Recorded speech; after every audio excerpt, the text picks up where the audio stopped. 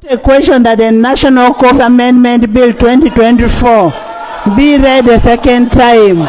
Those in favor say aye. Aye. The ayes have it. Coffee Amendment Bill 2024, Bills Committee stage. Right, Honourable Speaker.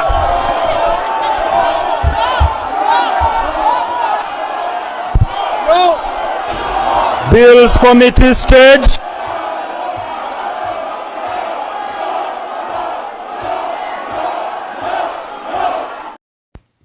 Butereevu Quite Media Uganda ensonga z'emwaanyi zatabuse mu Parliament. Ku lunaku olwokuna ennaku z'omwezi 24 omwezi ogw'ekkumi omwaka guno 2024 Parliament ng'ekulembeddwamu sipiika babadde bateesa ku bill ya Uganda Coffee Authority edde mu ministry y'ebyobulimi n'okulonda ng'era ebeera kitundu kya gavumenti oba kitundu ku gavumenti. Wabula abaka ba Parliament nga bakulembeddwamu Leader of Opposition Joel Ssenyonyi baabigaanye ng'era wano Leader of Opposition yagambye ababaka banne okuwakanya ebbago lino. Okutuula kuno kwabadde kwa ssaawa 6 ku lunaku olwokuna era ababaka ba Parliament aba opposition be basinze okuwakanya ebbago lino, naye sipiika nga tannaba na kubuuza oba kwanjula bbago lino mu maaso g'ababaka ba Parliament, bo aba opposition batandikiddewo okuwakanya ebbago lino.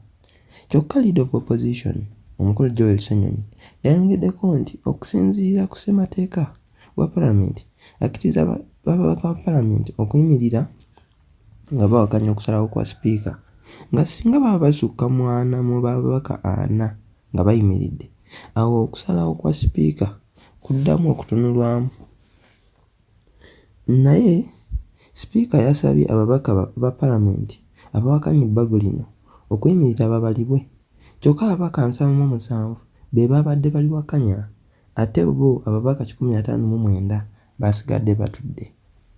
Wano Leader of Opposition yayongeddeko nti ababaka ba Parliament tebayimiridde kuyisa maaso mu sipiika wa Parliament wabula bagoberera ssemateeka afuga Parliament, kyokka nga sipiika teyamuzzeemu kintu kyonna wabula nti okutuula okunaddako kwa kubeerawo enkeera lunaku olwokutaano ku makya.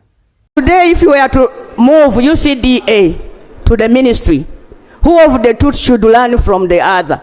Because after 32 years without you handling a business, and then all of a sudden you come back, and when you read through the proposal to abolish UCDA, you will find that the workers now are going to be spread in different ministries.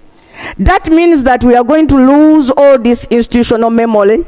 And I don't know why a parent, because even in the act itself, the ministry is given a very big role. I don't know which parent would like her child to go back home. Why do you fear people becoming rich? Why? Why do you fear people having money?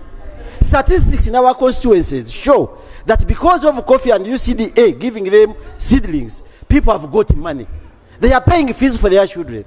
They are taking them to St. Mary's College. They are even paying money in government USE schools where you are not giving enough funds. But here you are trying to bring a penalty by meandering back to the system. Kindly, Honorable Bright Rambirama, go to Isinjiro, where you come from. You know that bananas being grown there. Were they there at that time? What have you done to the horticulture? Obote, left coffee marketing board, lint marketing board, and produce for all other African products. It takes history of Masaka. When they captured Masaka, one of the resources they used to win the war was coffee.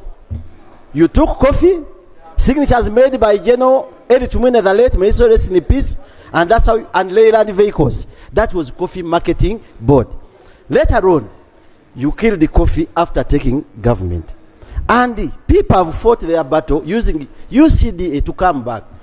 Bugolob is nowhere. All the cooperatives are nowhere. People have started growing their coffee, and UCDA has given them support. Why do you fear people becoming rich? Why? Why do you fear people having money? Statistics in our constituencies show that because of coffee and UCDA giving them seedlings, people have got money. They are paying fees for their children. They are taking them to St. Mary's College. They are even paying money in government USE schools where you are not giving enough funds. But here you are trying to bring penalty by meandering back to the system.